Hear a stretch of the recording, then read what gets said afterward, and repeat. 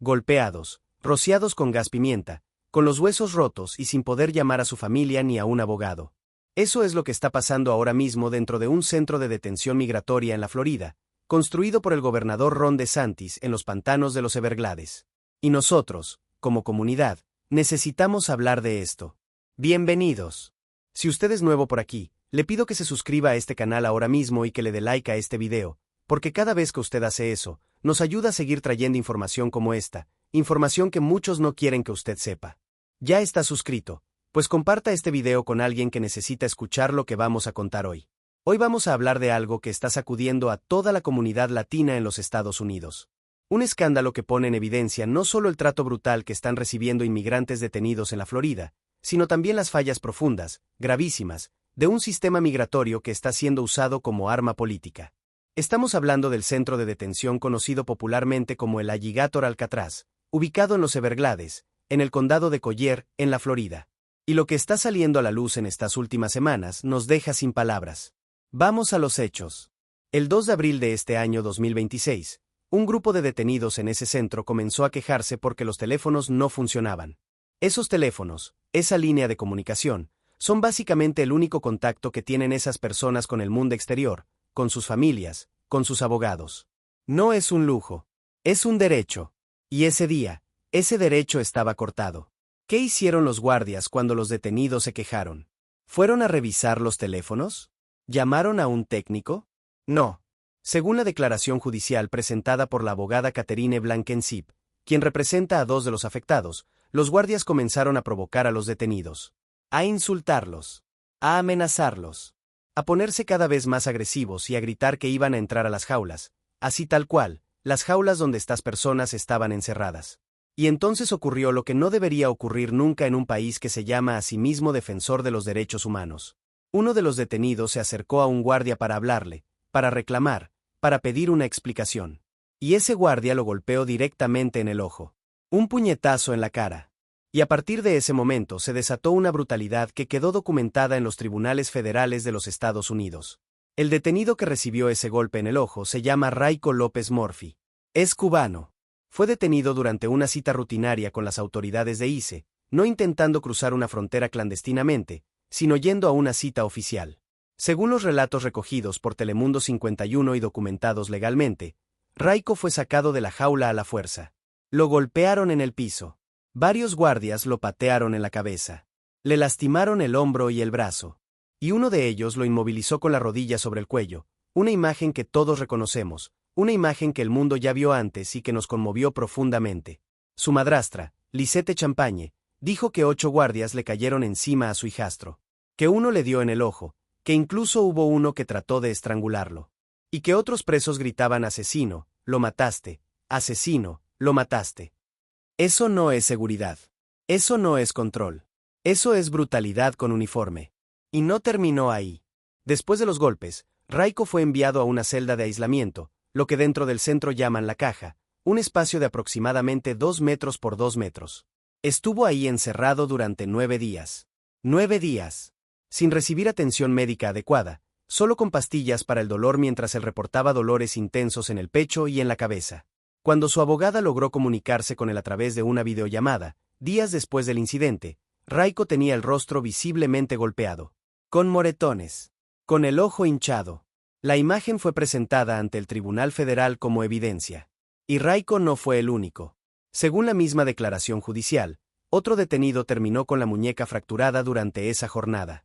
Y el gas pimienta, el spray de pimienta, fue lanzado adentro de las jaulas donde vivían unas 32 personas por unidad. 32 personas encerradas, muchas de ellas sin ningún cargo criminal, siendo rociadas con gas dentro de un espacio cerrado. Uno de los detenidos, una persona mayor, perdió el conocimiento porque no podía respirar. Compañeros, esto está pasando en la Florida. Hoy, en 2026. Y aquí es donde entra en escena el nombre que le da el título a este video, Ron DeSantis, el gobernador republicano de la Florida. El mismo que construyó este centro de detención el verano pasado, en solo 8 días, mediante una orden de emergencia, para apoyar las políticas migratorias del presidente Donald Trump. 8 días para levantar un centro de detención en medio de los Everglades, en un área remota donde los caimanes y las serpientes pitón son parte del paisaje. donde los abogados no pueden llegar fácilmente, donde las familias no pueden visitar, donde la prensa tiene acceso muy limitado. Ese lugar fue construido a propósito así. Lejos de todo. Lejos de los ojos del mundo.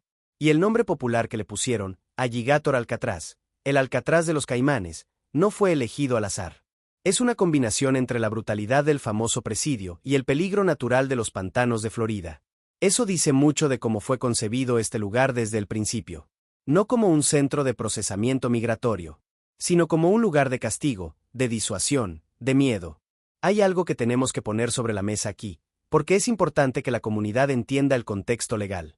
Una jueza federal, la jueza Sherry Polster Chappell, del Tribunal Federal del Distrito Medio de la Florida, ya había emitido una orden judicial previa ordenando que el centro garantizara a los detenidos acceso a llamadas legales, gratuitas, confidenciales, sin monitoreo y sin grabación. Y también ordenó que hubiera al menos un teléfono funcionando por cada 25 detenidos. Esa orden fue emitida como respuesta a una demanda que alegaba que los detenidos estaban siendo privados de sus derechos bajo la primera enmienda de la Constitución de los Estados Unidos. ¿Y qué hicieron las autoridades del centro con esa orden judicial? La ignoraron. Eso es exactamente lo que dice la nueva presentación legal, que tanto las autoridades estatales como las federales están incumpliendo esa orden. El corte de los teléfonos el 2 de abril, que desencadenó todo esto, fue una violación directa de lo que una jueza federal había ordenado. Y cuando los detenidos reclamaron su derecho reconocido por un tribunal, recibieron golpes, gas pimienta y celdas de aislamiento. Y aquí viene la parte que más nos duele como comunidad. Las autoridades del estado de Florida dijeron que las dificultades con los teléfonos son resultado de problemas operativos como la seguridad y la falta de personal. Las autoridades federales negaron que se estén violando los derechos constitucionales de los detenidos. Pero al día siguiente del incidente, los teléfonos volvieron a funcionar. Al día siguiente, sin ninguna explicación oficial sobre por qué habían dejado de funcionar. ¿Casualidad? Ustedes deciden. Y hay más. Esto no empezó el 2 de abril. El historial de este centro está lleno de denuncias que van acumulándose desde que abrió sus puertas el 3 de julio de 2025. En diciembre de ese mismo año, un grupo de detenidos cubanos protagonizó una protesta exigiendo mejores condiciones, acceso a comunicación y atención médica. La respuesta de los guardias fue el uso de la fuerza, golpes y gas pimienta, según reportes previos de organizaciones de derechos humanos. En ese mismo mes, empezaron a circular testimonios de detenidos que describían las condiciones como degradantes e insalubres. ¿Recuerdan al reggaetonero cubano conocido como Insurrecto? Su nombre real es Leandro Medina Fellové. Él fue detenido después de un arresto por conducir bajo los efectos del alcohol, un DUI, no un crimen violento, sino una infracción de tráfico. Y desde adentro del centro, mandó un mensaje de auxilio describiendo lo que vivía. Habló de jaulas con grupos numerosos de personas, de carpas inmensas, de acceso muy limitado a baños y duchas, de no recibir productos básicos de higiene personal. Dijo que no tenía palabras para describir lo que veía. Y eso que lo dijo en diciembre de 2025, meses antes del incidente de abril. Otro artista cubano, el reggaetonero El Chulo, cuyo nombre real es Abel Díaz Rodríguez, también denunció haber sufrido una golpiza brutal dentro del mismo centro. Su abogada, Gladys Carredeguas, presentó las denuncias ante los tribunales. Y así, caso tras caso, la lista sigue creciendo. En agosto de 2025, apenas semanas después de la apertura del centro, ya había reportes de guardias usando gas lacrimógeno y golpeando masivamente a detenidos para controlar lo que describieron como un pequeño levantamiento. Uno de los presos describió la situación en una llamada así: "Nos han golpeado a todos aquí, mucha gente ha sangrado. Hermano, gas lacrimógeno. Somos inmigrantes, no somos criminales, no somos asesinos". Esta semana, el caso volvió a los tribunales gracias a las acciones legales presentadas por la Fundación de la Unión Americana de Libertades Civiles, la ACLU, junto a otras organizaciones de derechos civiles. Ellos son los que presentaron la nueva demanda ante el Tribunal Federal en Fort Myers, en la que se detallan los golpes, el gas pimienta, el aislamiento sin atención médica y la violación a la orden judicial. Son las organizaciones que están peleando, en los tribunales, por los derechos de personas que no tienen voz propia frente al sistema. Y tenemos que hablar también de la congresista Debbie Wasserman Schultz, demócrata de la Florida. Ella visitó el centro recientemente, fue hasta allá para inspeccionar la situación. ¿Y qué pasó? No le permitieron hablar con los detenidos durante la visita. Una representante electa del pueblo, una legisladora federal, fue al centro a ejercer su función de supervisión y no le dieron acceso para conversar con las personas detenidas ahí. Cuando salió, Describió las condiciones como inhumanas. Dijo textualmente que la forma en que los detenidos están siendo alojados es cruel e innecesaria. Un policía cubanoamericano de nombre Sergio Beristain, que tiene una fuerte presencia en redes sociales, también se manifestó desde el primer momento. Describió la instalación como un lugar no apto para vida humana, con caimanes y serpientes pitón en los alrededores, sin mencionar la comida, el agua y el aire acondicionado en una de las zonas más húmedas y calientes de todo Florida. Ahora bien, aquí es donde necesitamos hacer una pausa para el debate, porque este tema tiene muchas aristas y nosotros somos parte de esta comunidad. No venimos a hacer política de partido. Venimos a hacer preguntas que todos deberíamos hacernos. Pregunta número 1. ¿Es aceptable que personas que no han cometido crímenes violentos, personas que vinieron buscando una vida mejor, sean tratadas de esta manera? No importa la posición política de cada uno sobre la inmigración. Todos los seres humanos tienen derechos básicos. La dignidad no es un privilegio que se gana con papeles.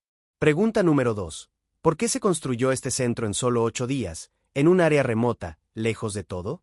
¿Fue una decisión pensada en la eficiencia del proceso migratorio, o fue una decisión pensada en hacer ese proceso lo más invisible, lo más alejado del escrutinio público posible? La ubicación en los Everglades no fue casualidad.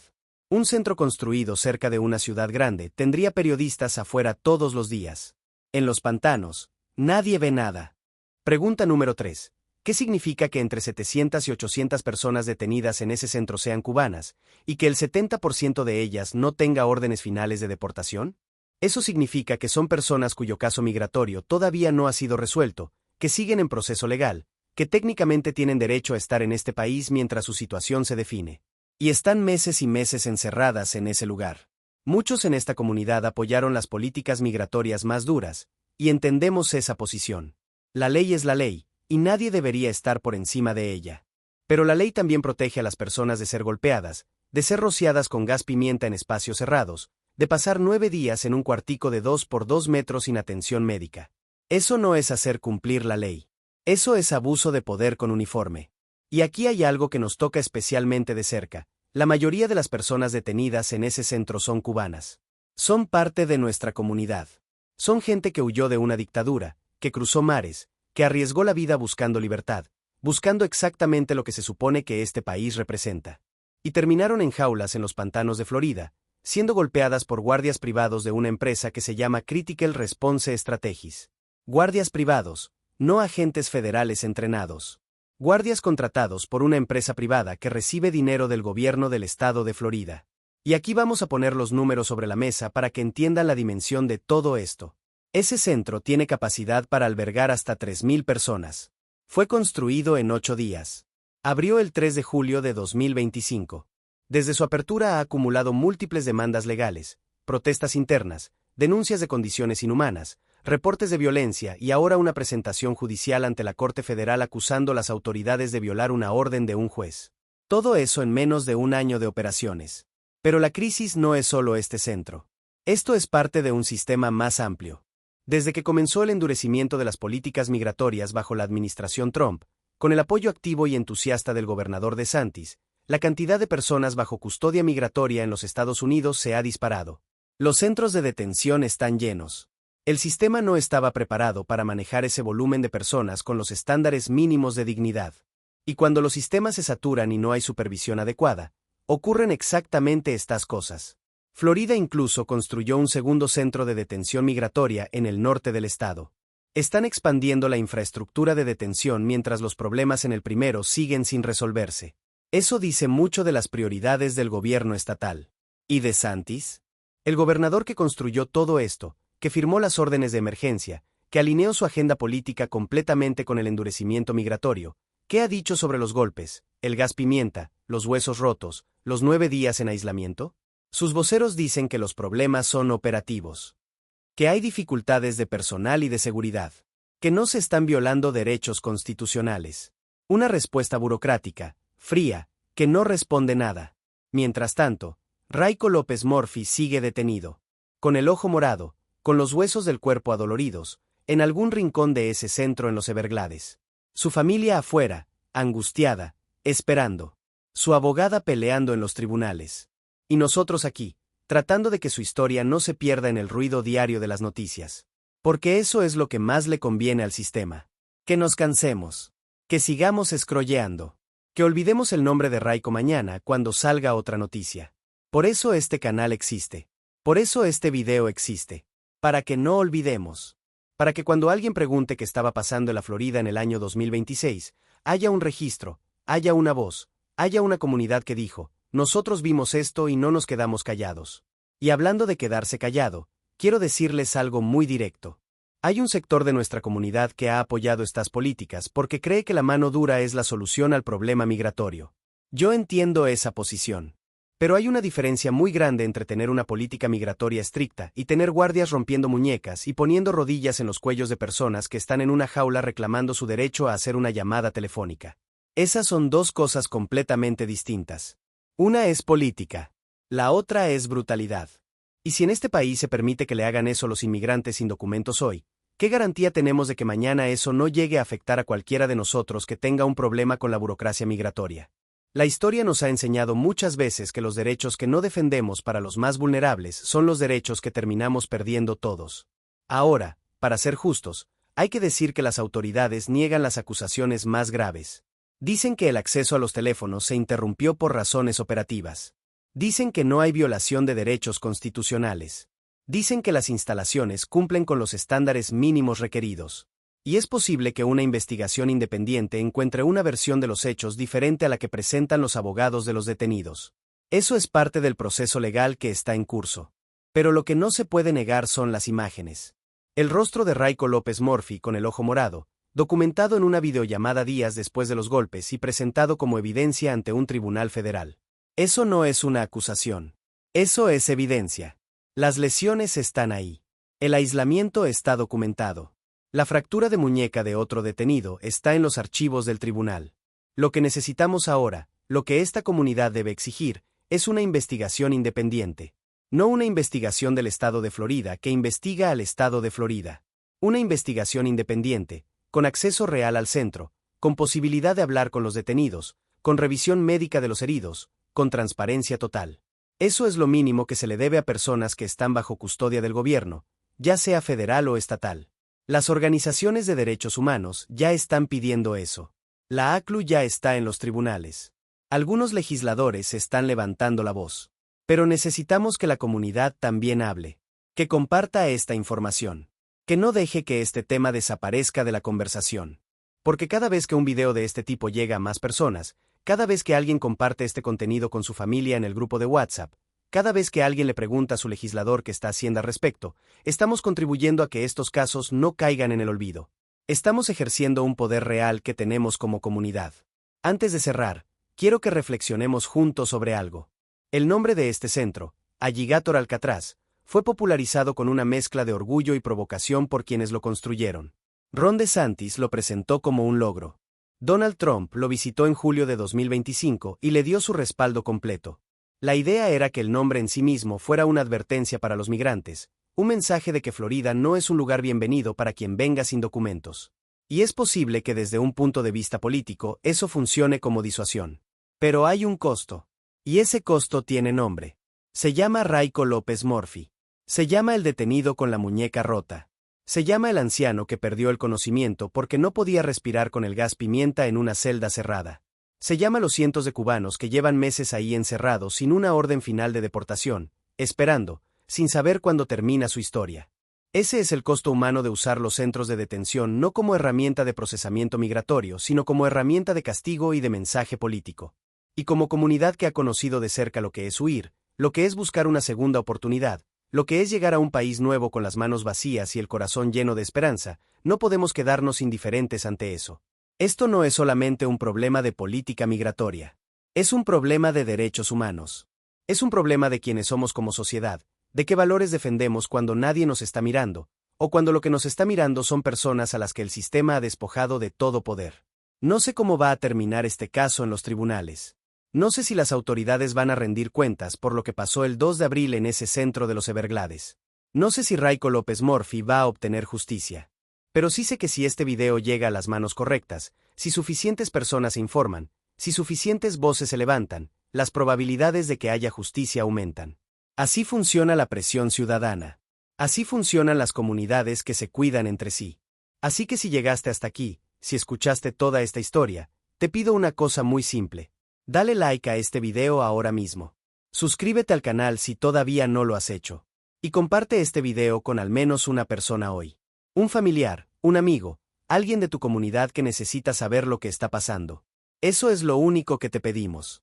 Porque este canal existe por ustedes y para ustedes, y cada compartida, cada suscripción, cada like, es lo que nos permite seguir aquí, siguiendo estas historias, dando voz a los que no la tienen. Nosotros seguimos.